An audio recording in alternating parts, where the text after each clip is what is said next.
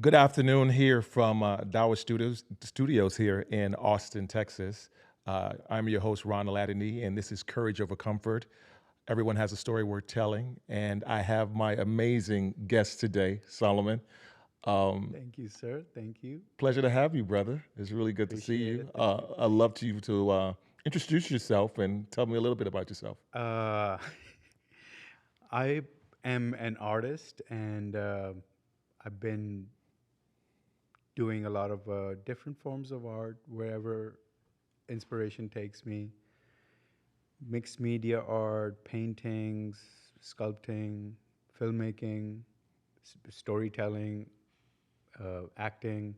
Yeah. Well, now I'm doing stand-up comedy here in Austin, and fitness, all this. Just a regular human being.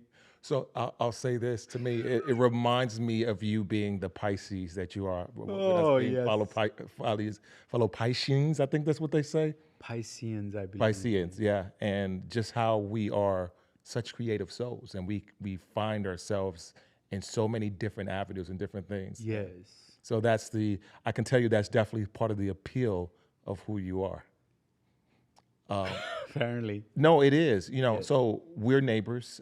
We Yes. live in the same apartment complex, and I've been watching you for a while, and just your style, your energy, the way you portray yourself, which has been like really, really cool. And they say sometimes you look at people and you can see the reflection of yourself in them. That's what I see with you.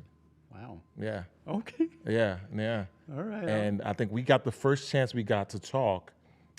We were looking at the moon or something. Yes. You remember it was just an amazing moon that day, and you observing that, I was like, okay, I get a sense of who he is. We hadn't talked much at all. Yeah, we just We said just hi. hi and bye, and so for the first time, really, really getting to talk on Sunday, I got a bigger sense of who you are, and honestly, I knew that we would have some moment like this. Yes. I'll be completely honest. Yeah, it was, I also had also there is a sense of like us city folk.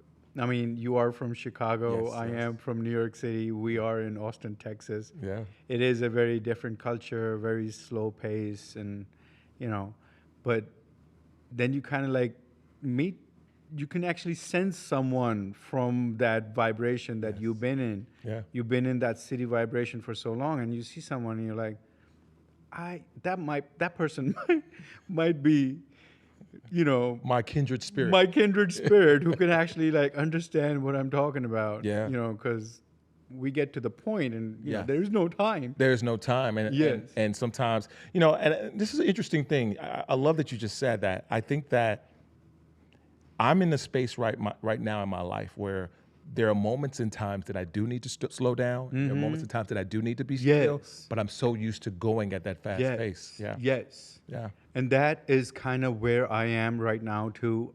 I've been here about 3 years now, Okay. and my nervous system is still trying to adjust. Yeah. Because, you have that bombardment of every day of New York City is like Go, go, go. go, go, go. It's like you're on nitros. You get your caffeine in and you're, Yeah. and now I have to force myself, like actually force myself to, it's okay Yeah. to sit down, relax. I go on hikes, I sit down under a tree, and I'd be like, my nervous system is screaming, what are you doing? You're wasting time. You should be out there, productivity, making money, or doing something. Yeah. But my nervous system, I have to like force it to be like, hey, it's It's okay. okay. Yeah. Slow down. Yeah. Because that running on that high frequency for too long, the price is just too heavy. Yeah. Yeah. It absolutely is. It absolutely is. I was thinking about this recently for myself, and I think it's the same with you. I've never not lived in a big city pretty much in my whole life. I think the only time I had was a moment when I went away for college for a semester, which is like a smaller city, which is Naperville, Illinois. But I've always been in a big city. Yeah. And I don't know if I could live in a small city or a smaller town. And not to say that I can, of course, there'll be adjustments to it, but I think something about the way I am is adapted to a big city. Yes. And that's where I feel that I have the most impact in whoever I am. Well, the same here. Born in a city, big city that's like at least 7,000 years old. Yeah. Like Lahore, Pakistan is ancient city, and it is very like New York City. It's like rush, and then you come to New York City, and it's like rush there too, and then your nervous system, the price is just too heavy. Yeah. That's what I'm saying. I had turned into a 300 plus pound bottle down alcoholic because to cope up with the stress, to maintain that frequency, your body starts, well, you could do it in your 20s. Yeah. That's when it started. When I started, I started When did you move to New York? 2021. Okay. When I was 2021. Okay.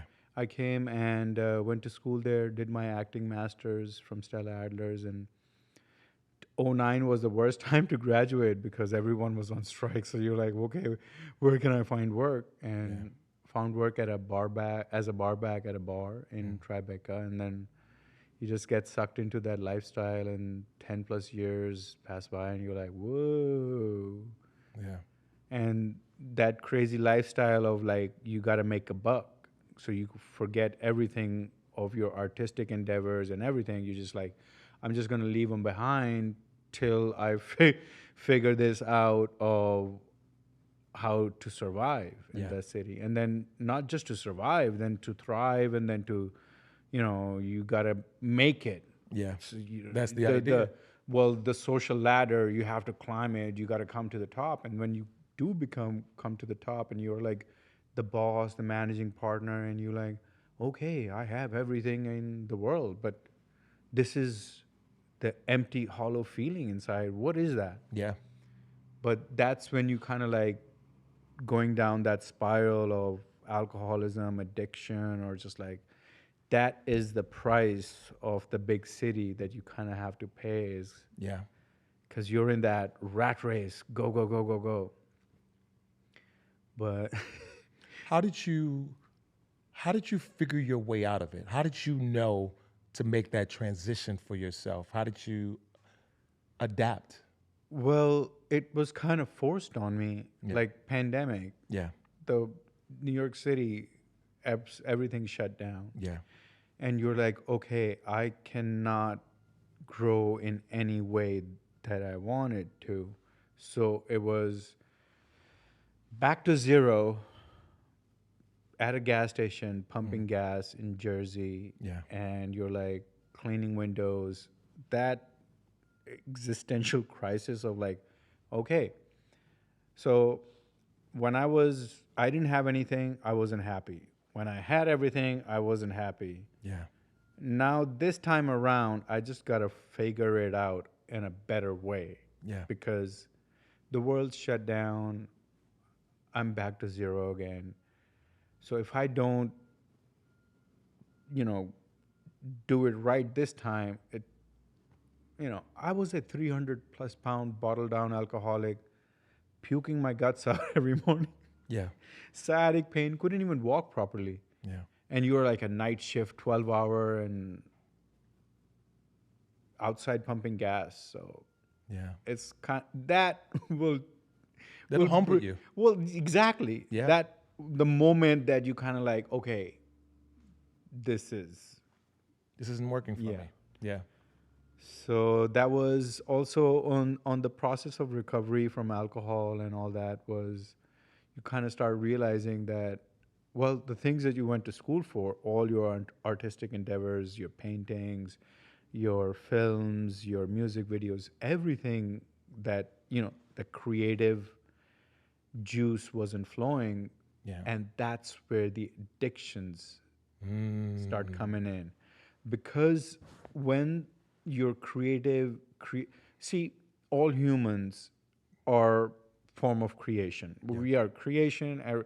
So creating is something that fulfills our purpose. Yes. Be it anything. You're cooking, you're writing, your anything that you create Yeah.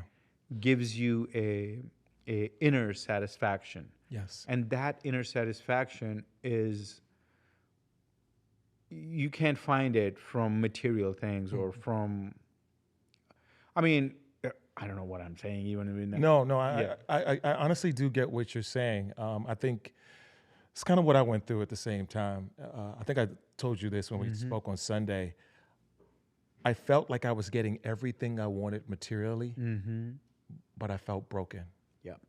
And I realized that I'd been broken pretty much my whole life. And for me, it was my rock bottom. And hitting that rock bottom, I said, okay, let me take a step back and let me analyze what it is. Yeah. And I remember my brother, I was just going through a separation and divorce, and my brother asked me a question. Came from Houston to Austin, and he recommended I do some reading. So which I thought was crazy at the time, but I did it. But he asked me a question. He said, "What do you think your purpose is?" And in the midst of figuring out what my purpose is, I realized it wasn't the things that I'd put value in before. Right. Yeah, and it really was kind of in sort of the creative space, and more than anything, challenging myself. Yes. Yeah, and I think in challenging yourself, you become so creative. You find ways out of the box that you put yourself in. And we can put a lot of onus on society, but we don't have to choose that. And I think that's what's kind of been different. And I think that's a lot of what you're saying yourself. Like you are your own man walking your own journey. And I think that's part of what I see in you. That's the light that I see in you. Yes. And, also with that creation, whatever you're creating, it it's not just for you. Yeah. And once you understand that part, that whatever you create is not for you, that just adds another fulfillment to it. Yeah. Yeah. So now, like, okay, so before, in that addiction loop, you're just trying to like feed yourself. Yes. You're just like, okay, I'm feeding my addiction loop. I'm like, Yeah. me. I got to get everything from me. Yes. And all that me, and my. It is so not satisfying, man. It just is more stifling. You start gathering stuff all over you, and you're like, what have I done? Yeah. And you're like under all that pressure of your own making. It had nothing to do with the universe or anyone else. Yeah. It is all like self-inflicted. No. And then when you're like, okay, I don't have to do that anymore. Yeah. So now how do you follow your path now? Because now it's different and it's creativity, but how do you find your path? Well, the path right now is presented to me. Okay. I used to like plan on things and work on things. Like, okay, this is how it's supposed to be, and this is how it should work out. Yeah. And about 60% of the time, it worked out the way I wanted it to work out, but most of the time, it did not work out. Yeah. Or most, A lot of the time. So a lot of the time, you're just like left, like, okay, what's going on? So now, after like being recovered from alcoholism and all, you kind of like learn these patterns of your own like psychology, and you're like, okay, I got to break these patterns, and now it's more just about living in the present moment. Yeah. And that's what all these religions talk about too, is like, hey, once you come in this present moment, everything is fine. And so I couldn't, like, over the years, I'm like, okay, present moment. What does that Try to know mean? what does mean. Yeah. Over time, you kind of start realizing. But as you start practicing, learning, and you start practicing, forcing yourself to be here, the moment a thought comes, you go away. No, come back here. Emotions take you over there. You come back here. No. the more you stay here, what happens is when you're saying, where's the path is always in front of you. It's always in front of you. And what starts to happen with this um, creativity is also is artists, musicians, they all talk about muse and inspiration. Yeah. Well, to call they it's mostly said that you call the muse or you like You call it to yourself, yeah you essentially. Yeah. and I think what it really means is, well, you have to be completely empty at first in this present moment, Yeah. because the muse is always living in the present moment right in front of you. It's just you are away. Yeah.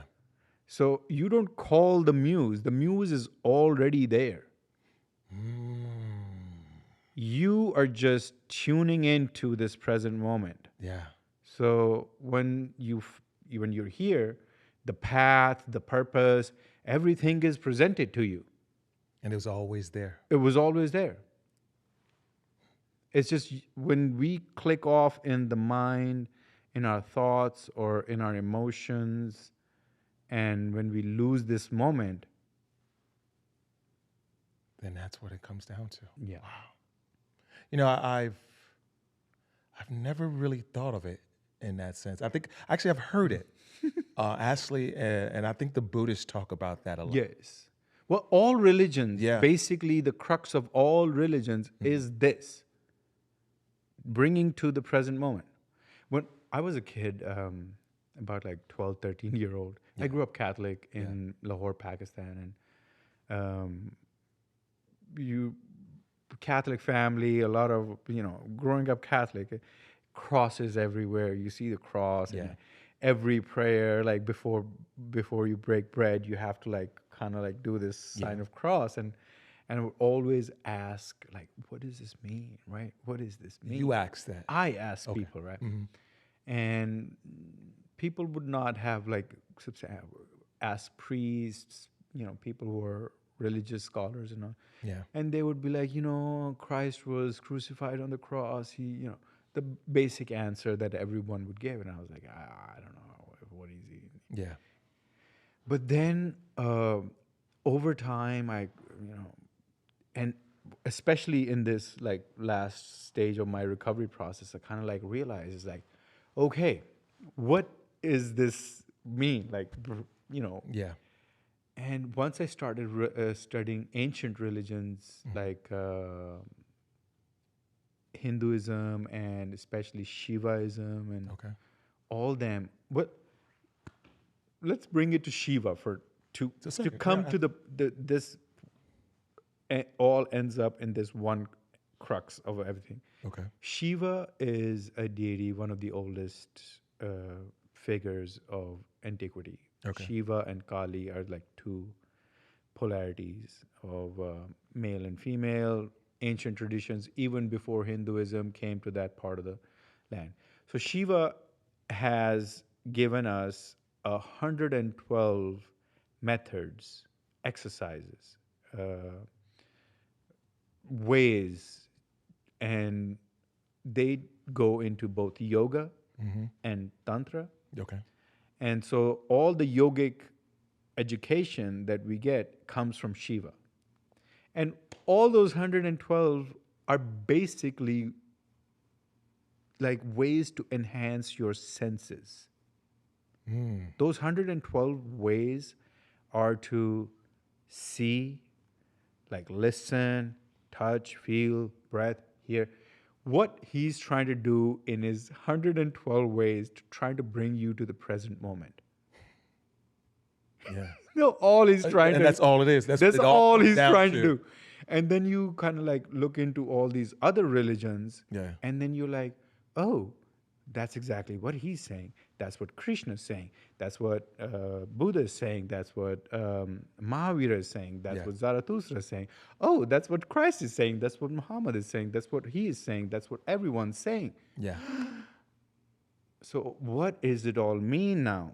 So when you start connecting the dots, and that's where I started learning, I was like, okay, this is what happens Yeah. when you kind of like come in the present moment, there are moments that you do get in the present moment accidentally. Like someone cuts you off in the highway at Yes. 70 miles an hour and you're like, yo, What's going on? what? Yeah. And your gut activates. So when the gut activates, like all your senses are alive, right? Yeah, absolutely. And that comes in a fight or flight situation. That's why a lot of people, especially, like horror movies, Yeah. to get that jolt of like, Yeah. come alive. Yeah. Okay, that moment gives you that moment of aliveness. Moments of happiness, joy sometimes give you that Yeah. you're here.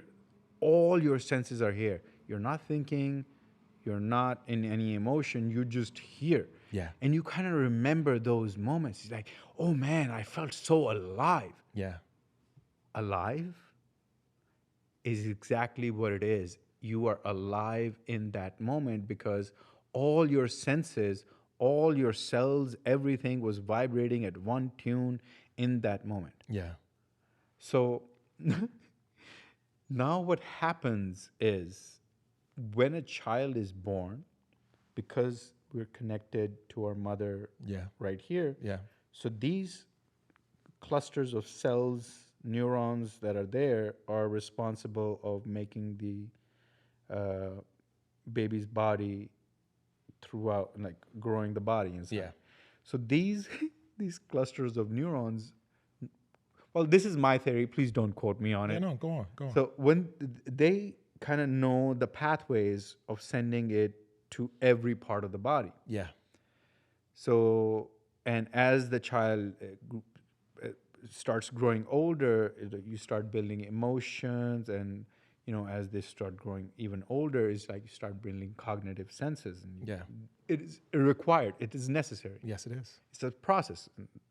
We're not saying, oh, you shouldn't do that. Process. The energy from down here, the concentration starts going up to the mind, and when you're in college, it's all just mind Yeah. because you're working it up. You Yeah. need that. Yeah. And what ends up happening that after is because you have sharpened your mind so much that the mind takes over the entire being. And what does that mean exactly? So, systems, there are different systems in a human body. Okay. So, mind is one system. Yeah. And like heart, so mind is like thinking and processing system. Yeah. Heart is more like emotional system. Yeah. And then we have all these other systems that are running in the body. Yeah. But then, like, if one system takes up all the energy, then all the other systems start suffering. So if you're thinking all the time about the past or the future, Yeah. what you're doing is you're working this one system up here a lot. Yes. And wow. So you're overworking it, and what starts happening is you're not here. And then overworking that, so okay, so it goes up, and then the mind that. So now you understand what I'm talking about when system gets Yes, I do. over, and then if you get emotional, your heart, you just start feeling all these things, and your heart starts overwhelming. Yeah. That's sucking. Another system is sucking. Yeah. So now when there's one system taking all over, sucking all the body, Yeah. all these other systems start suffering, and let's bring it down to biology. Okay. When one system takes up all the energy, what ends up happening is it starts sucking all the blood towards it. Okay. So if it's the mind or the heart, It's sucking it all. Yeah. Was that one part of your to body? one part of the body. Yeah. And they need oxygen, they need fuel to operate. So all the other ones suffer. Yeah. Now, what she was trying to tell everyone is like, hey, bring it down to the center, To the core. to the core, when you bring it down to the core, the distribution of energy is equal in your entire system. Interesting. So when you have that equal in energy distributing in your entire system, you feel alive. You're here.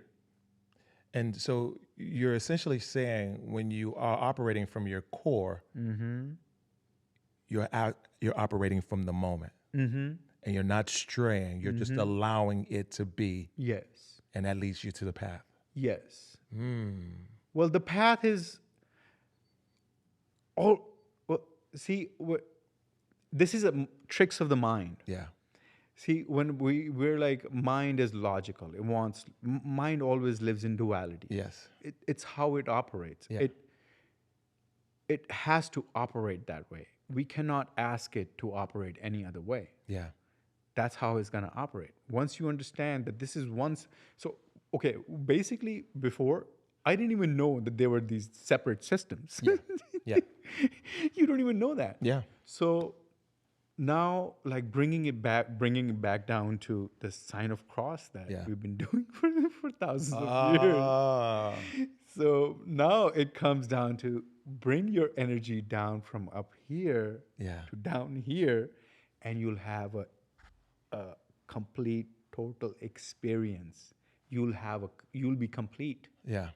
So if you bring it down here, you'll be complete. That is my version of the And that's interpretation of the cross. Yes, Yeah. the sign of the cross that we do. How did you figure that out for yourself? Well, you start connecting the dots over the time, and you're like, oh, that makes sense. Yeah. Huh. Yeah. And also, what I've been noticing for the past a few years is, the more you live in the present moment, the more opportunities are like presented to you. Yeah. And that's how I see it now. I don't even go out looking for them.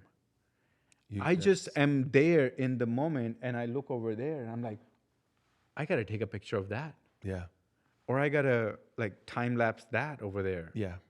Or I have to, that looks great over there. There's a reason why I'm seeing it. I don't have any like preconceived idea why I'm taping that, why I'm doing that. Yeah. The day we met, the first time we actually spoke was with the moon. I keep hitting I have not worked on an actual podcast before. This is so surreal having a mic in front of me. No, but you know what's so interesting to me? I think I understand what you're saying, and especially when you talk about the day we met. I'd seen you before, and this is just something with me. I don't like small conversations. Like I love in-depth conversations. I want to learn something from it. Yeah. I think that's what it is. And the beauty of not trying to force a situation brings the magic out of a situation. Yeah. I think that's kind of what you're talking about. Exactly. And I think I go through some of the same things that you go through, maybe differently because we're all different in human beings. Yeah. But I look at a moment, same thing, and I'm like, okay, why am I in this specific moment? But even when I have that moment and I'm like, okay, I'm asking a question, I have no expectation of the moment. I think the more I don't have expectations, the more the moment means so much more to me. There's so much clarity that comes with it. There's so much knowledge that comes from it. Yes. And the curiosity that I have then also not only leads with me, but it leads with others around me. And what I mean by that is I know I don't know any and everything. I don't. I'm dumb. I'm going to be honest. Like a lot of us, like I know that I'm smart and I understand things, but I also know that I don't know things. I'm dumb. And, a lot of times in my faith, when I'm talking to God, I say, God, I don't know it. I need your help. Please show it to me. And part of that is the people around us. Yes. And you said something earlier in this conversation that really made me think about something that happened over the last couple of weeks. And I was talking with my best friend who we hadn't talked for years. And I was talking to an ex-girlfriend last night. And we were talking about like the demises of our relationships and what happened and how they happened and things of the sort. And what I realized was that I was so caught up in my pain and my struggle and what I was going through that I wasn't honestly listening for their own. But what they had to say was just as important as what I had to say. And if we can then be present in the moment, operate from our core, we can alleviate a lot of the issues that we have. Yes. Well, see, once you start operating from the core, what starts to happen is all the other systems that were deprived Yeah. of oxygen and glucose, Yeah. because basically all cells in our body need two things, oxygen and glucose. And glucose. Oxygen we come from breathing, which we are very stingy about breathing. We can talk about that. Yes. Nose breathing, please. Yeah.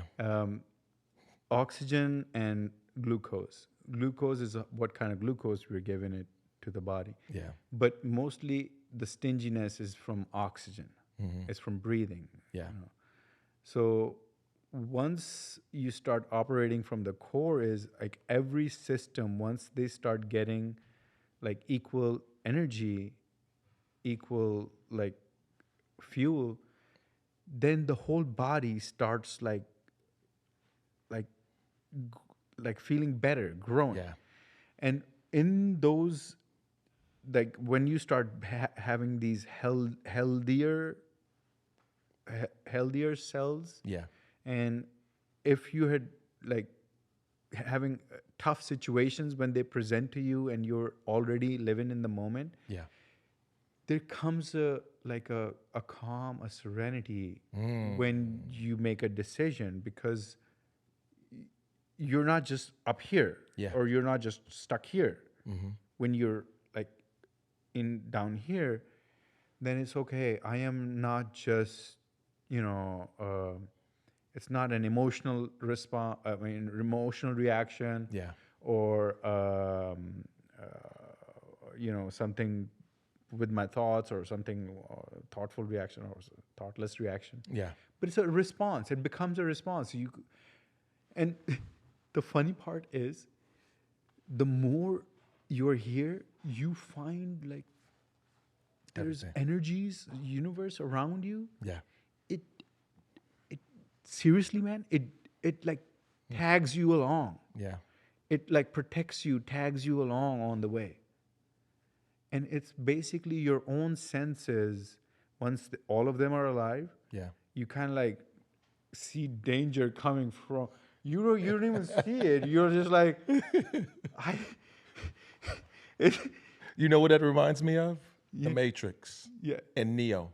It really it slows everything down. Yes. And you're literally dodging the bullets. Yes. Yes. You're dodging the bullet. Yeah. Yeah. And you could see a person is having a conversation with you, and that person is trying so hard to like give you that sword or that bullet or that energy, or you're like,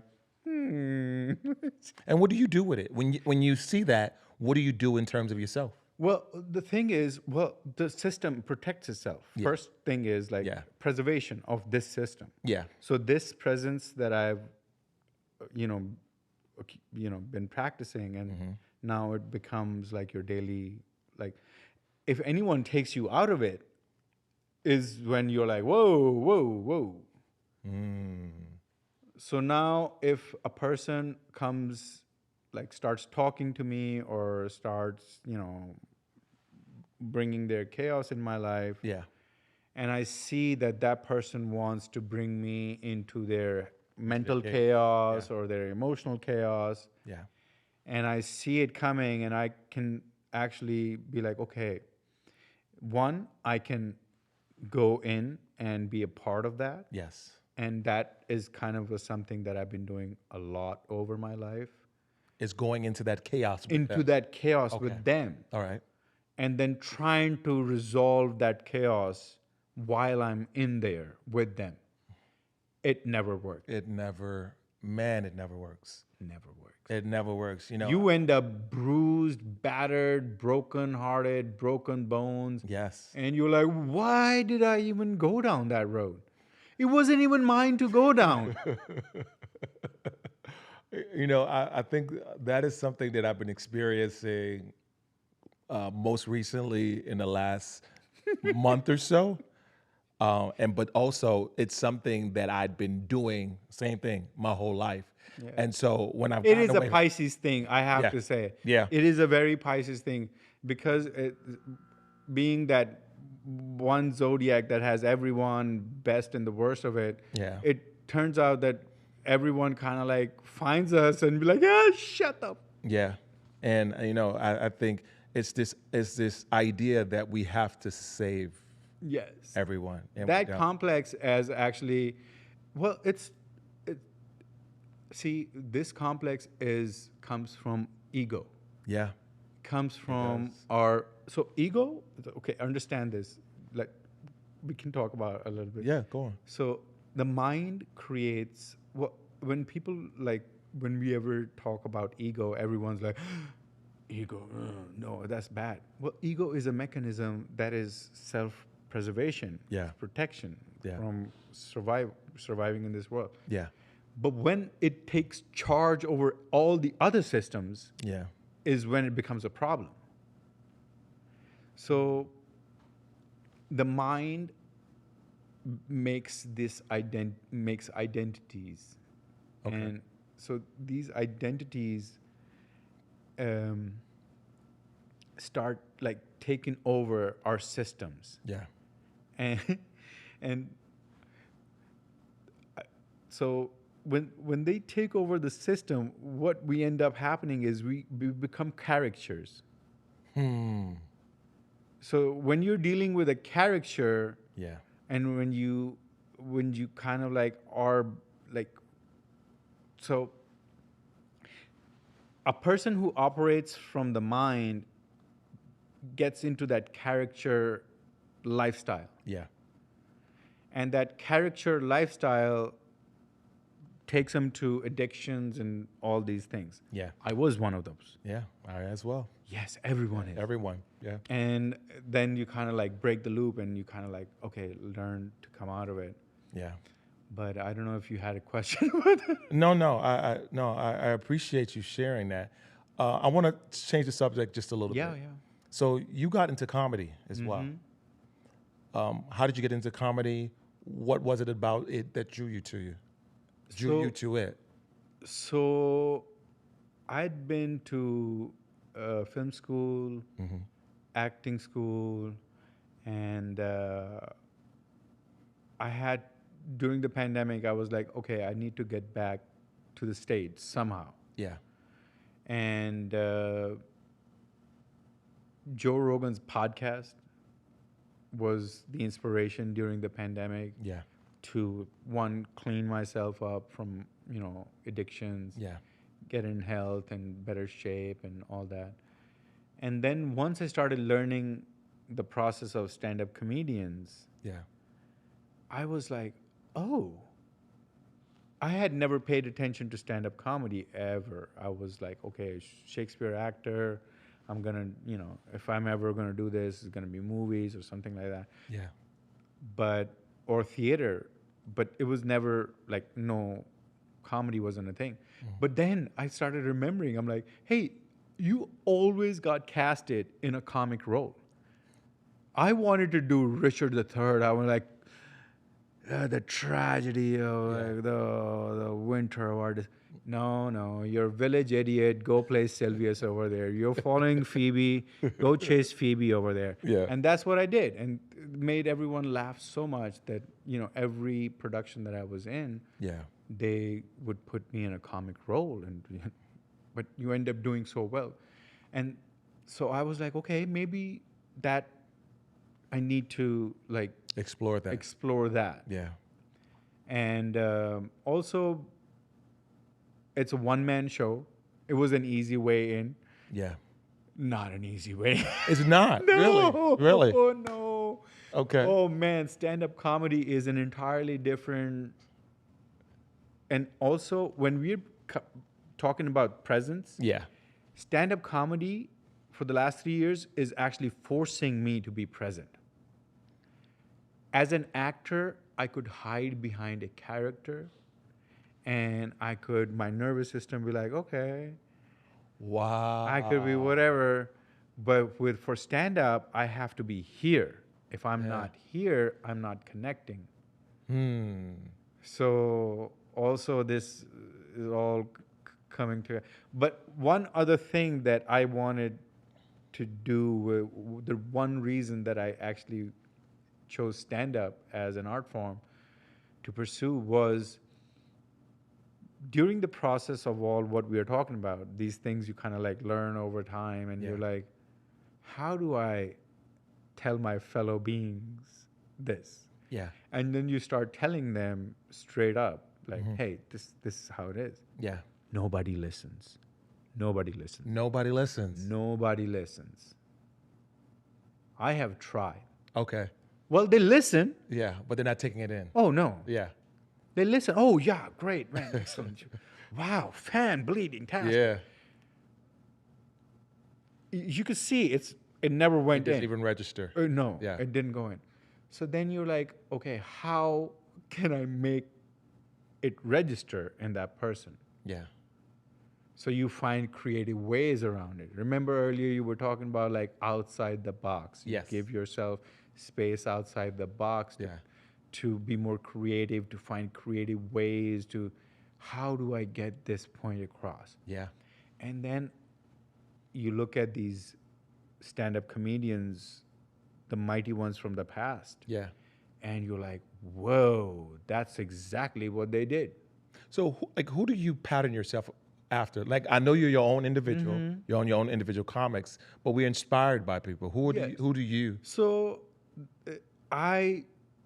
there are comics who are absolutely don't want to have any inspiration from anyone. Okay. Interesting. They're great, go for it. Okay. But I do take inspiration from pretty much everyone. Okay. But people who stand out for me the most, that I'm like, okay, if I want to have a mind like George Carlin, like that creative, like sharp mind, Yeah.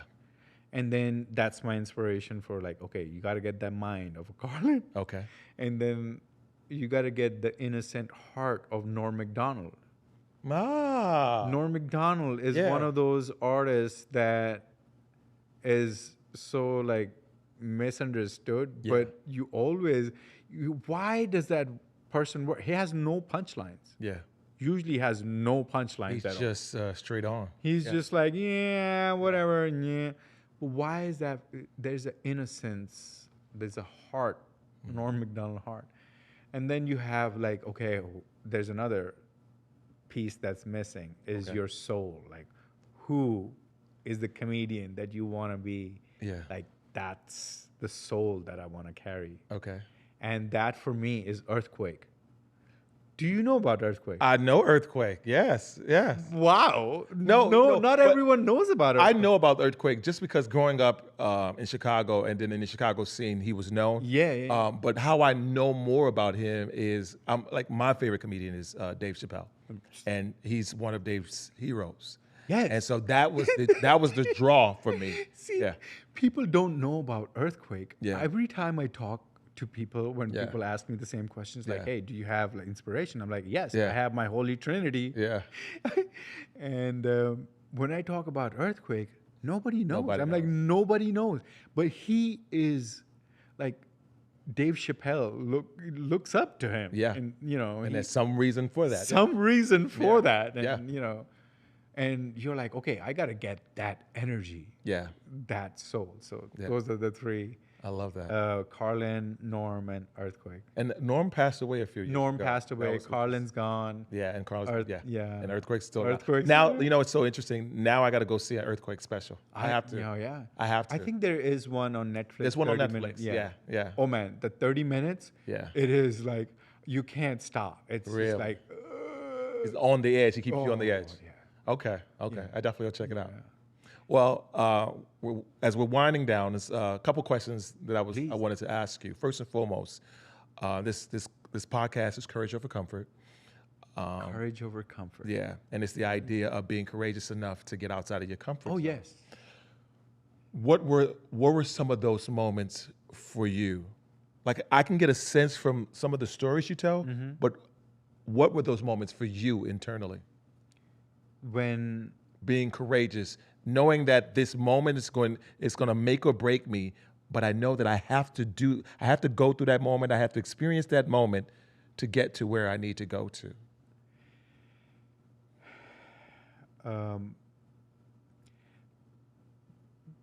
Do you mean like transformation wise, or Yeah, were there transformation wise. Yeah. transformation wise, especially with alcohol? It was like there was a moment uh, during the pandemic. I was at the gas station. A drinking buddy of mine who was a security at the club that I ran, Yeah. and really good drinking buddy of mine, Yeah. Pete, rest in peace, and he passed away.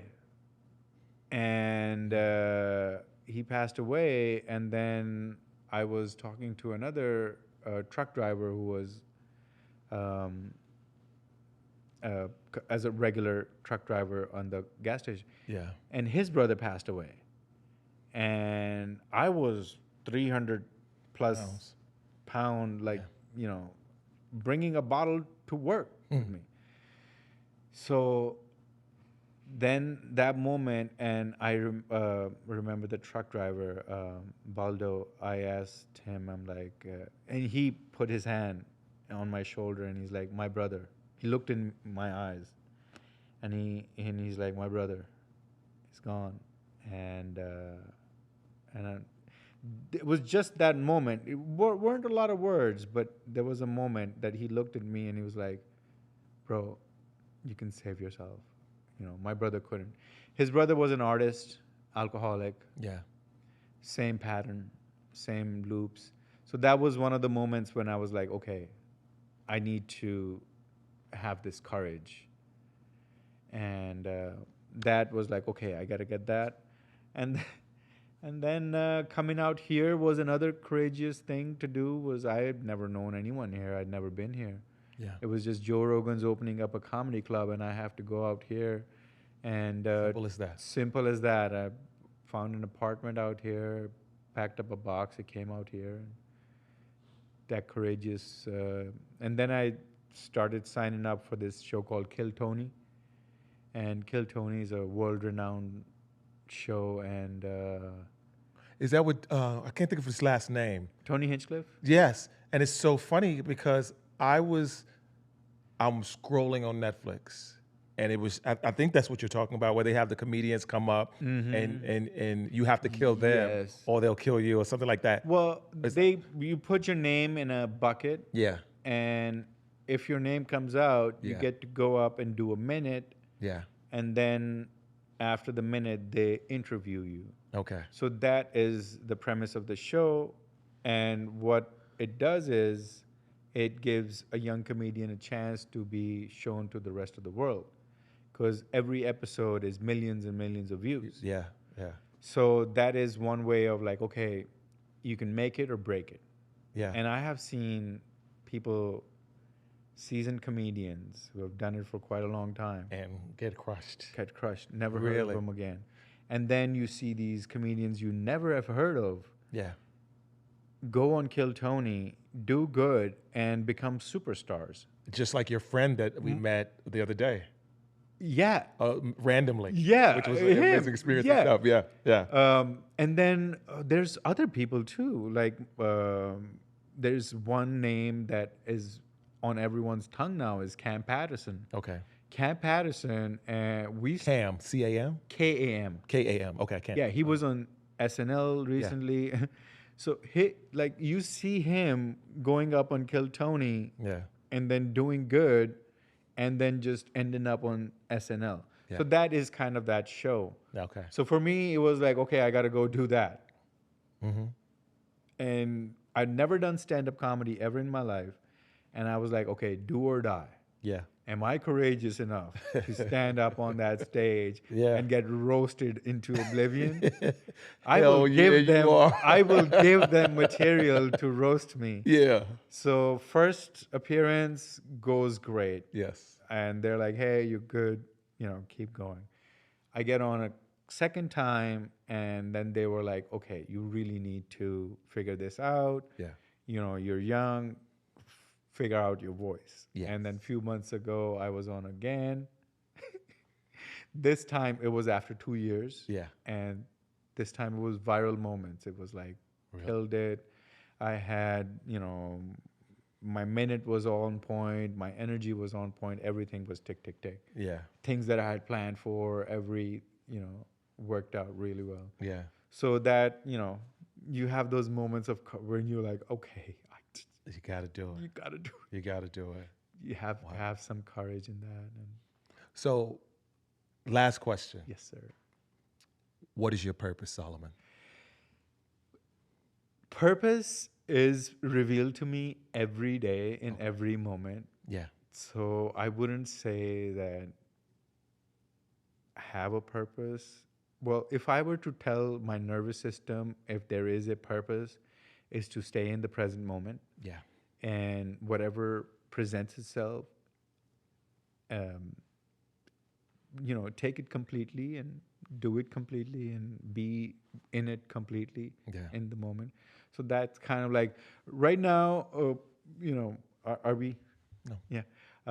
Right now, it's more of also coming from New York City, bar back, managing partner, that high lifestyle, crazy party, all that. After you've done all that and you kind of like gotten out of your system, and the money, the prestige, the power, all those things, when they don't fulfill you anymore, and then you're like, okay, well, those were the purposes. Yeah. Right? Yeah. The purpose that kind of like the world put it Puts in you, on you. and you Yeah. and you had to like that. But now it's more like, hey, today I woke up and I got a text like, hey, 2:30. Yeah. I'm like, this is my purpose today, Yeah. to be in this podcast. Right here in this So moment. here in this Yeah. moment. I love that. I love how you allow life to lead you. I love how you found yourself and find yourself centered in a way that I don't see a lot of people doing. And once again, everyone has their own different purpose, but I'm grateful for it. I'm also grateful for you inviting me to your own podcast. I'd love you to talk more about that as well. Yes, we are working on this a new. Well, I'd been doing a comedy podcast for quite a while, Comedy Cowboys. If anyone wants to check it out on YouTube, but we are working on this new version of just like what we talked about today. Yeah. Things like bring unfolding patterns and Yes. breaking loops and talking about it. Yeah. And it is coming up, and we will have more information. It is called Melting Minds 101. And I'm still, yours was the first episode that we kind of like working out, but Yeah. we will be able to work it out Yeah. and get it out there soon as well. I tell you, I'm really excited about it, and it's just little things that happen, like us going just out to get some tacos, Yes. and just talking and meeting each other, and then as we were deciding what we were going to do, going by my old house, Old house, yes. and then having the conversation there and recording there, and it was so interesting to me. First of all, to me, for you to trust yourself enough to allow me to trust me enough to have that moment, and just being in that moment at that certain time and understanding this is something that's really happening to me now. Like, there's all this information that we take over our lifetimes, but we're never in the space to know what those moments mean. We're not versed enough. We're not knowledgeable enough. We may not be spiritual enough for things of the sort. And I remember sitting out there as we were having this conversation and thinking about where I was that moment 5 years ago, and then where I was that moment there. And it just lets you know, like, sometimes people say people don't change, or situations don't change, or so scared of change. But there's so much beauty in that. And I just remembered sitting there in that moment as we were having that conversation. I'm like, wow. Like, I was blown away by the moment. Like, I didn't really get the chance to express that to you, but I was. Well, your radiation was expressing that. Yeah. Because that's what happens when a person starts, when you come in the present moment, Yeah. when every cell of your body is getting full oxygen and full glucose, Yeah. it starts to resonate.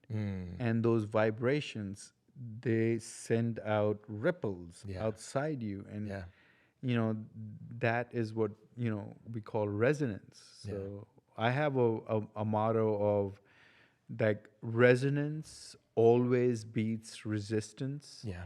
So when people are resisting to something Yeah. or trying to fight something, it never works. No. When you're resonating from your own truth, Yeah. that can make a difference. Yeah. Your fighting with someone won't make a difference. Just your resonance will make a difference. Yeah. Yes. Well, anyway, that's the time we have for the day. Once again, I've got my great Thank you guest so on, man. much. I'm so pleasured. It's been my pleasure to have you today, Thank and I'm you, really thank grateful that you made the time and you lived in your purpose. This is Courage Over Comfort. Everyone has a story to tell. Thank you for listening, ladies and gents. Thank you so much. Peace. Thank you, man. Thank you Man. so much. It was a lot of fun. I'm grateful, man. It is.